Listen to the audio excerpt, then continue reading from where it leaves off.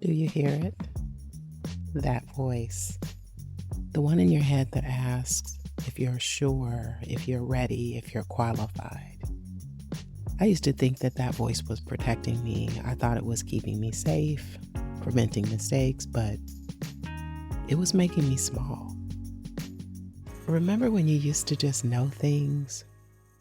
Before every decision required a focus group of friends, 3 therapy sessions, and Googling for hours? I was on the phone with a friend of mine the other day, and she was telling me about how she spent 3 hours reading reviews for a $30 dress. 3 hours. Not because she needed the dress, but because she didn't trust herself to know if she actually wanted it. That's what happens when we stop trusting ourselves. Life becomes a constant consultation. We turn every choice into a committee decision.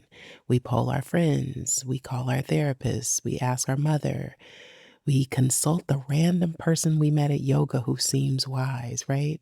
We read every self help book trying to find the answer that's been sitting in our heart all along. And it's exhausting. When we don't trust ourselves, everything feels like an existential crisis, right? Should you quit your job? Better make a pros and cons list. You need to talk to every person you know who's ever changed careers and read 17 articles about the current job market. Should you leave that relationship? Well, first, you need to make sure you've tried everything, that you've read all the relationship books, that you've gone to couples therapy, individual therapy, group therapy, and heaven forbid you just wake up one day and know it's over. We've gotten so afraid of making the wrong choice that we've forgotten how to make choices at all, right? And let's talk about what that does to us, how it shows up in the endless scrolling through social media, looking for someone else's life to use as a template for our own, right? Like that's where we're at.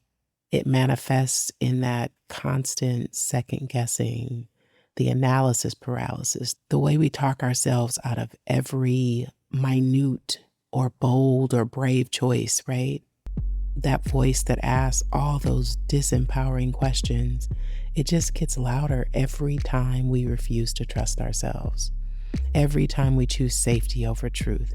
Every time we let someone else's certainty override our own knowing. In relationships, it shows up all over the place. In dating, that might look like downloading every app because your friend met her husband on Bumble, even though you hate online dating. Like, right? Or going on a second date when the first one felt off because maybe you're just too picky. Talking yourself into being attracted to the nice guy who looks really good on paper, but your body is screaming no. Or writing those dating profiles that sound nothing like you because some expert said that that's what people want to hear. It's forcing yourself to be open minded about things you don't actually want. Telling yourself, at least he's not as bad as my ex. Like that's a good enough reason to stay, right? And don't even get me started on situationships. Those maybe relationships where you're not sure what you are, but you're too afraid to ask because what if asking for clarity ruins everything? So you spend months, maybe years in this weird limbo, telling yourself you're cool with it when really you're dying inside. And of course, long term relationships are no different. Explaining away the distance, making excuses for why you haven't had sex in months, haven't had a real conversation in weeks, haven't felt seen in years. It's telling yourself you're just going through a phase when really, this is probably an awakening. Then, of course, there's those of us who are divorced. We question everything. Did I try hard enough? Should I have stayed? What if I'm wrong? As if you didn't spend years trying to make it work before you finally admitted that it wasn't working. And if you are starting over, it's that paralyzing fear that maybe we can't trust ourselves at all. Because if we're wrong once, we could be wrong again, right? So we create these elaborate systems of checks and balances.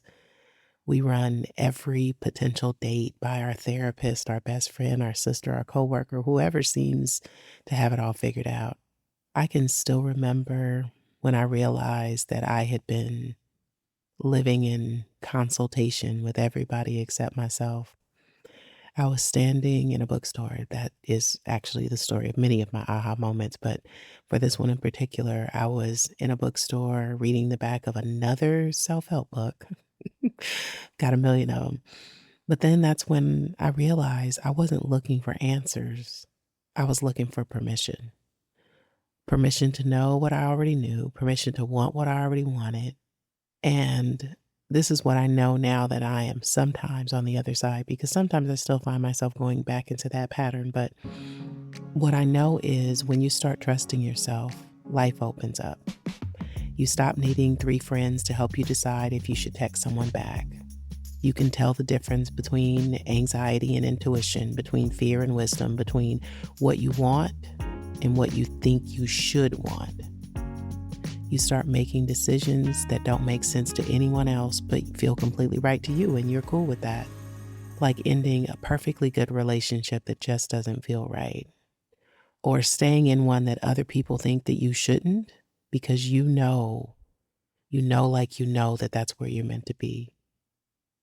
You stop forcing yourself in connections that don't flow. You stop trying to make yourself want what you don't want. You stop explaining yourself to people who aren't living your life. Because when you trust yourself, other people start trusting you too. They feel it, that groundedness, that certainty, not because you're always right, but because you're finally being real. You know what else happens when you start trusting yourself? The drama dies. All that energy you used to spend overthinking, overanalyzing, over everything, it just settles.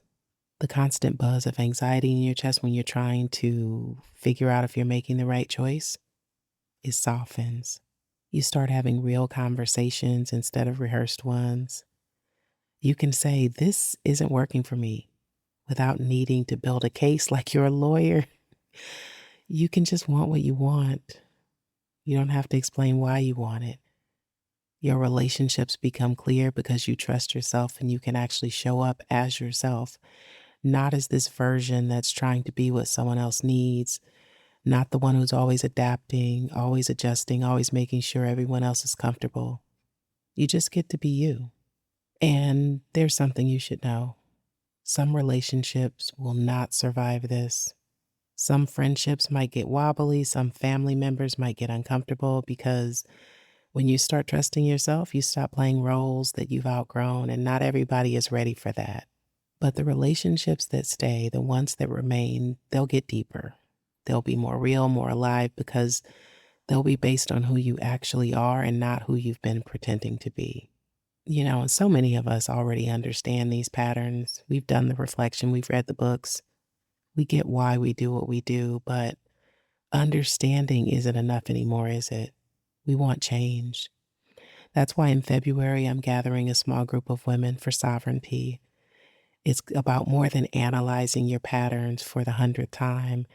This is for women who are ready to move beyond understanding to transformation, who are done just knowing better and are ready to actually do differently in their relationships, in their lives, period. You can trust yourself again, not just in theory, but in practice, in real life, in love. And if you're feeling called to do this work, the waitlist is in the show notes. But for now, I just want you to try something. The next time you catch yourself spiraling into that "let me ask everyone I know" mode, pause. Just pause and ask yourself, if no one else had an opinion about this, what would I choose? The answer might surprise you. Or maybe it won't surprise you at all because maybe you've known it all along. Because love is trusting yourself enough to know what's true, even when that truth turns your life upside down. Even when that truth doesn't make sense to anyone else. Even when that truth asks you to change everything. I love you.